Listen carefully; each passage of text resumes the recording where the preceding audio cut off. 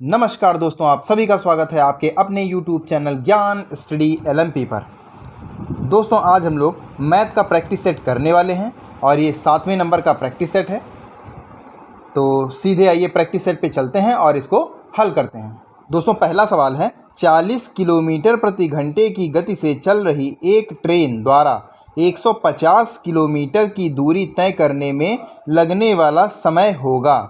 तो आइए दोस्तों इसको हल करते हैं। दोस्तों, इसमें दूरी दी हुई है और चाल भी दी हुई है। समय बराबर दूरी बटे गति। दूरी दी हुई है 150 और चाल है 40। इसको भाग कर देते हैं। दोस्तों, जब आप इसको हल करेंगे तो ये आ जाएगा 3 सही 3/4। इसको जो दोस्तों जब आप घंटे मिनट में कन्वर्ट करेंगे तो ये 3 घंटे और 45 मिनट आ जाएगा। यही दोस्तों हमारा आंसर होगा। तो बी ऑप्शन हमारा सही हो जाता है, 3 घंटे 45 मिनट। आइए दोस्तों अगले सवाल लेते हैं। अगला सवाल है किसी वस्तु के विक्रय मूल्य और क्रय मूल्य का अनुपात 7:3 है। वस्तु के लाभ और विक्रय मूल्य के बीच का अनुपात क्या होगा। तो आइए दोस्तों इसको हल करते हैं। दोस्तों, अनुपात दिया हुआ है तो अगर हम यहाँ से विक्रय मूल्य माने तो पहले विक्रय मूल्य दिया है यानी 7x हमारा विक्रय मूल्य हो जाएगा और बाद में क्रय मूल्य दिया है तो 3x हमारा विक्रय मूल्य हो जाएगा।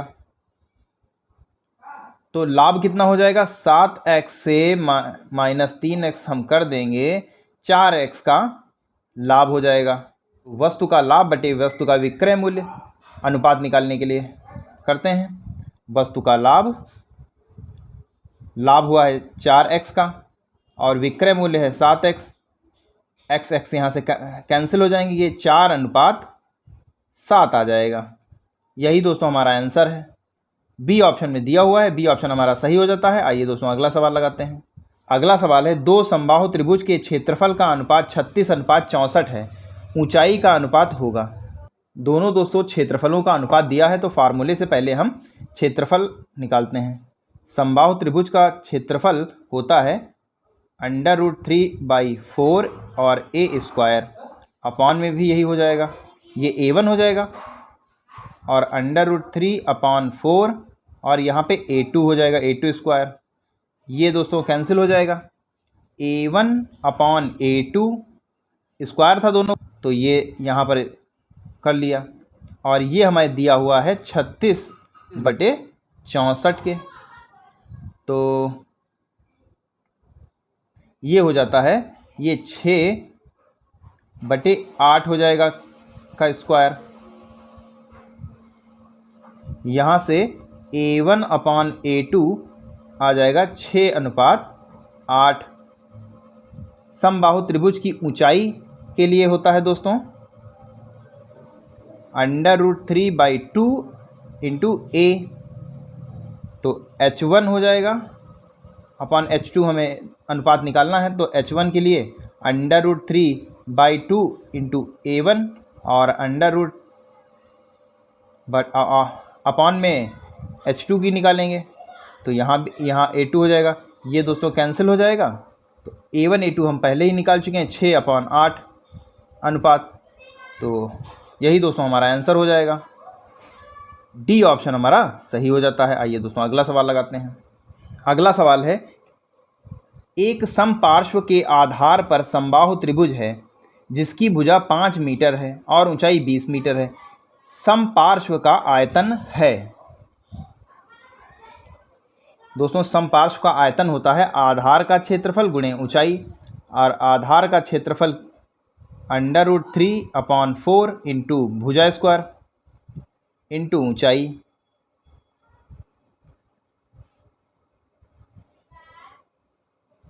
तो √3/4 भुजा दी हुई है 5, इसका स्क्वायर हो जाएगा और ऊंचाई 20 दी हुई है। इसको दोस्तों हल कर लेंगे, आंसर आ जाएगा। ये दोस्तों हल करने पर 125 √3 आएगा मीटर क्यूब।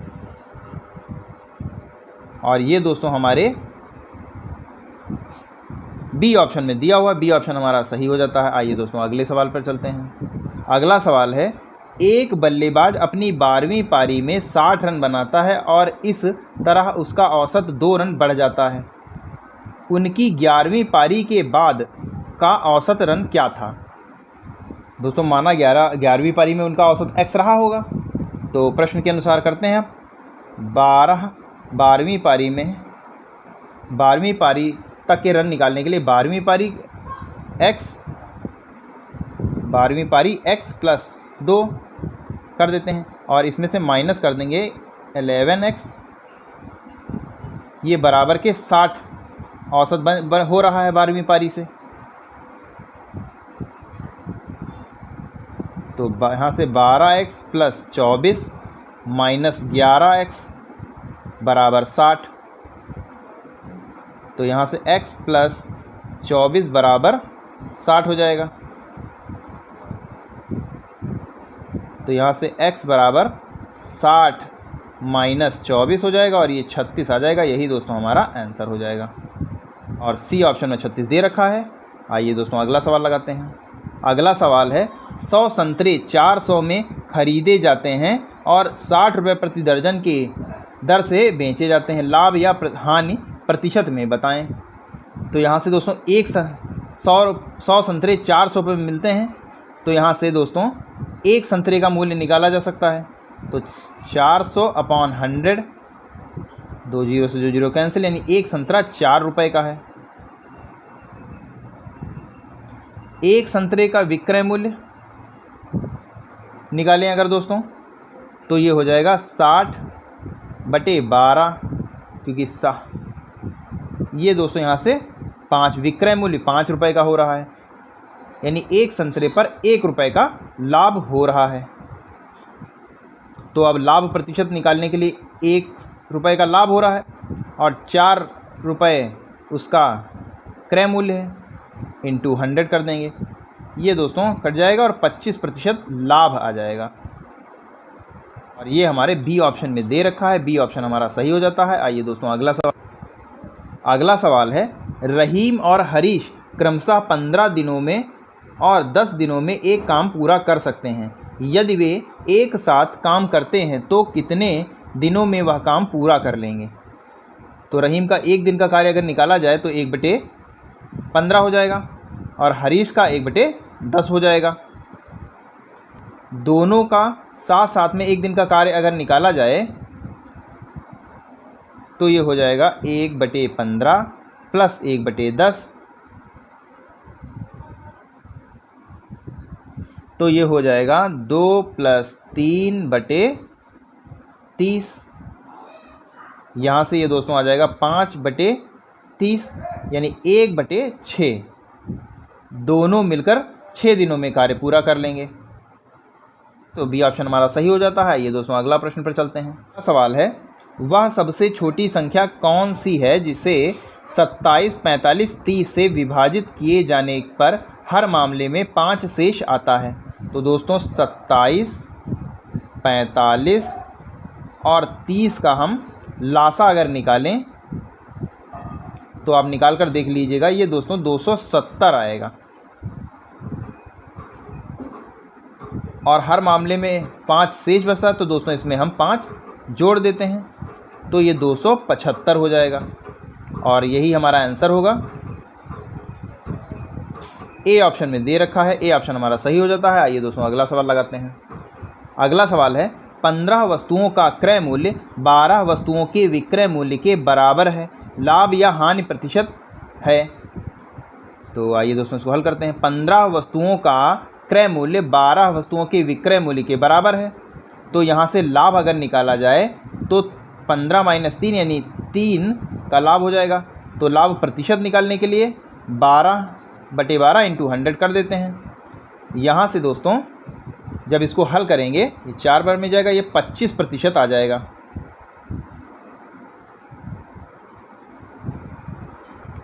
पच्चीस % का लाभ होगा, यानी बी ऑप्शन हमारा सही हो जाता है। ये दोस्तों अगला सवाल लगाते हैं। अगला सवाल है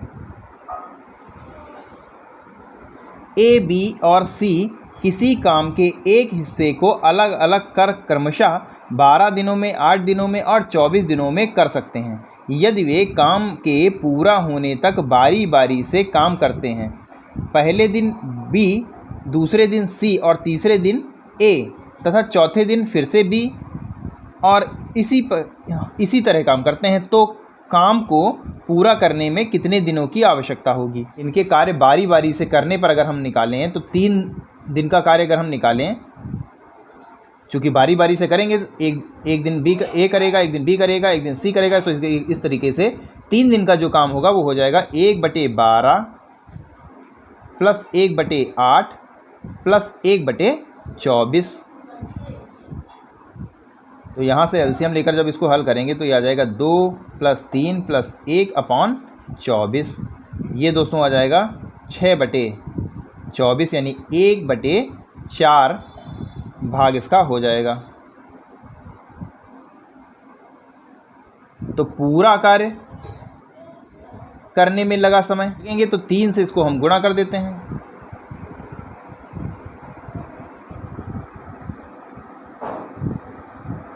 क्योंकि वो 1 भाग कर पाए थे तो 3 भाग हुए, तो इसकी 3 से गुणा कर देंगे तो ये 12 आ जाएगा और यही हमारा आंसर होगा।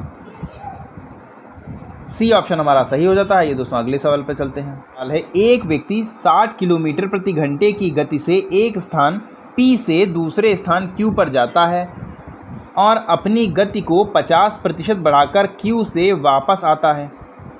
व्यक्ति की औसत गति क्या होगी। जाने की गति दोस्तों दे रखी है 60 किलोमीटर प्रति घंटा, आने की गति 60 का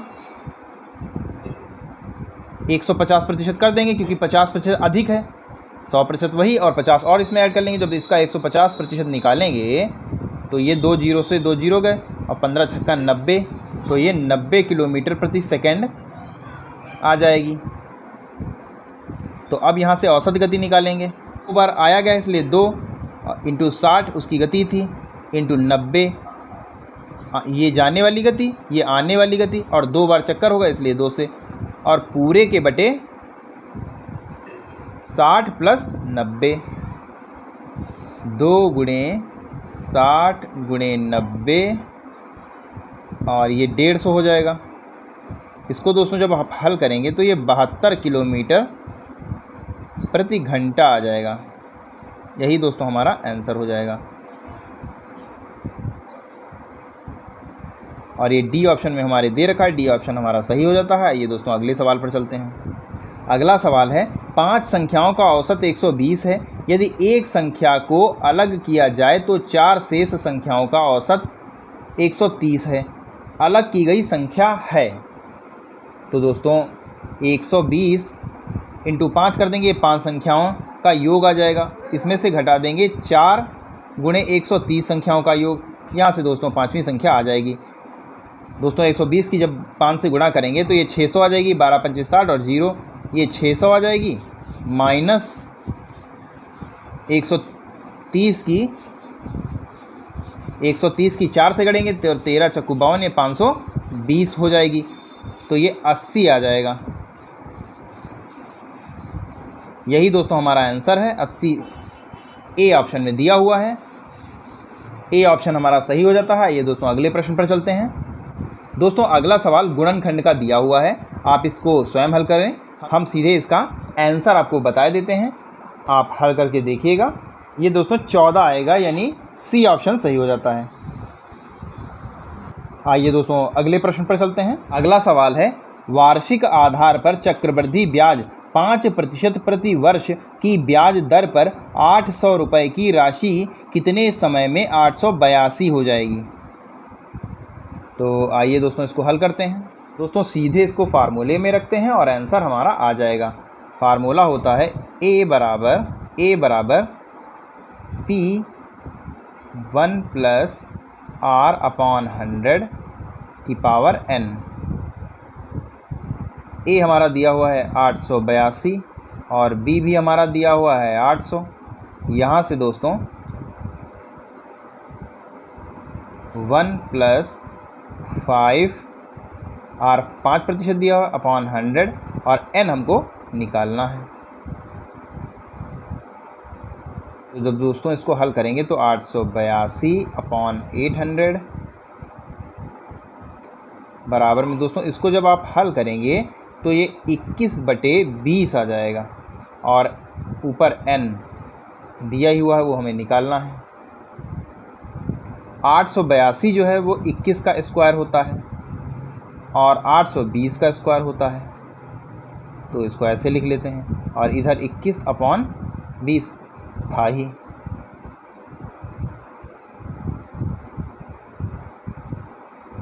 तो यहाँ से n बराबर 2 के हो जाएगा। यही दोस्तों हमारा आंसर है। डी ऑप्शन में दे रखा है, डी ऑप्शन हमारा सही हो जाता है। आइए दोस्तों अगला सवाल लगाते हैं। अगला सवाल है, दो संख्याओं का अनुपात 8:3 है और उनका अंतर 120 है। दोनों संख्याओं में सबसे छोटी संख्या कौन सी है? तो दोस्तों औसत दे रखा है, अनुपात दे रखा है। यहाँ से अगर हम संख्या निकालें तो पहली संख्या 8x और दूसरी संख्या 3x हो जाएगी। तो दोनों का अंतर दे रखा है 120। तो 5x बराबर 120 के हो जाएगा। तो यहाँ से अगर x निकाला जाए तो ये 120/5 यानी 24 आ जाता है ये। तो अब छोटी संख्या अगर यहाँ पर हम निकालें, x का मान 24 आया है, छोटी संख्या 3x थी, तो 3 × 24, तो ये हो जाएगा 72। यही दोस्तों हमारा आंसर है। ए ऑप्शन में दिया हुआ है, ए ऑप्शन हमारा सही हो जाता है। आइए दोस्तों अगले सवाल पर चलते हैं। अगला सवाल है, केंद्रीय प्रवृत्ति के माध्य, माध्यिका और बहुलक के, ये दोस्तों होता है बहुलक बराबर 3 माध्यिका माइनस 2 माध्य, यानी 2 माध्य। तो ए ऑप्शन में दिया हुआ, ए ऑप्शन सही हो जाता है। आइए दोस्तों अगले प्रश्न पर चलते हैं। अगला प्रश्न है, दिए गए शब्द में आई अक्षर के होने का कितना प्रतिशत है? तो आई अक्षर की अगर हम कुल संख्या निकालें तो ये 2 बार आया हुआ है, एक बार आर के बाद और एक बार टी के बाद, और टोटल नंबर दिए हुए हैं 10। और इसकी 100 से जब परसेंट निकालने के लिए 100 से गुणा करते हैं तो ये 0 से 0 कैंसिल, ये 20 आ जाएगा। यही दोस्तों हमारा आंसर है और डी ऑप्शन में दे रखा है, डी ऑप्शन हमारा सही हो जाता है। ये दोस्तों अगले प्रश्न पर चलते हैं। अगला प्रश्न है, कितने प्रतिशत प्रति वर्ष की साधारण ब्याज दर पर 1800 रुपये की राशि 10 वर्ष में 2700 हो जाएगी? तो आइए दोस्तों इसको हल करते हैं। यहाँ से दोनों का अगर हम ब्याज निकालें तो ये दोस्तों 900 आ जाएगा। 2700 माइनस जब 1800 करेंगे तो ये 900 आ जाएगा। और ब्याज की दर निकालने के लिए सूत्र हो जाता है simple interest upon time into principal into 100। तो यहाँ से दोस्तों सिंपल इंटरेस्ट 900 दिया हुआ है, और टाइम की बात करें तो 10 वर्ष के लिए कहा गया है, और प्रिंसिपल 1800 है, इंटू 100 कर देंगे। 1 2 3 1 2 और ये 3, 0 कैंसिल हो गए। इसको जब दोस्तों आप हल करेंगे तो ये 5 आ जाएगा। यही दोस्तों हमारा आंसर है, ए ऑप्शन हमारा सही हो जाता है। ये दोस्तों अगले प्रश्न पर चलते हैं। दोस्तों अगला सवाल है, 2500 रुपये अंकित मूल्य वाली एक टी शर्ट 2200 रुपये में मिल रही है, कितने प्रतिशत की छूट दी गई है? तो यहाँ से अगर दोस्तों हम छूट निकालें तो ये हो जाएगी 300 रुपये की छूट हो जाएगी। कितने परसेंट पर है? 2500 पर है, इंटू 100 कर देंगे। 0 से 25 चक्कू 100, 3 चक्के 12, 12 दोस्तों आ जाएगा। यही दोस्तों हमारा आंसर है, सी ऑप्शन हमारा सही हो जाता है। ये दोस्तों अगले प्रश्न पर चलते हैं। अगला सवाल है, 2 मीटर भुजा वाले घन बॉक्स में 5 सेंटीमीटर भुजा वाले कितने घन रखे जा सकते हैं? तो इसके लिए दोस्तों फार्मूला होता है, घनों की अभिष्ट संख्या के लिए बड़े घन का आयतन बटे प्रत्येक छोटे घन का आयतन। बड़े घन का आयतन यानी 2 सेंटीमीटर भुजा वाले, तो 2 मीटर भुजा वाले। तो दोस्तों इसको जब सेंटीमीटर में बदलेंगे तो 4 से गुणा करेंगे, और भुजा क्यूब होता है घन का, और 5 सेंटीमीटर भुजा छोटे वाले की, इसका क्यूब करेंगे, अब इसको हल कर लेते हैं। जब दोस्तों आप हल करेंगे तो ये 6400 आ जाएगा।